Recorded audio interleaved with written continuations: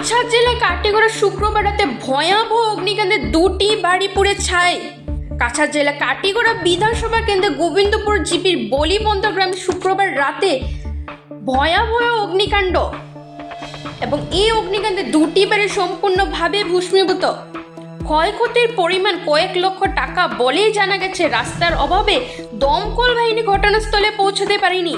শুক্রবার রাতে হঠাৎই ঘটনা পরিবারের সদস্যর নজরে আসে। পরিবারের চিৎকার চেঁচামেচি শুনে প্রতিবেশী আগুন নেভাতে ছুটে আসেন।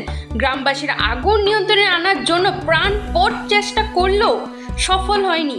এই বিষয়ে দমকল বাহিনীকে খবর দেওয়া হয়, কিন্তু দুটি দমকলের গাড়ি ঘটনাস্থলের কাছে পৌঁছলেও রাস্তার অভাবে সেখানে যেতে পারেনি।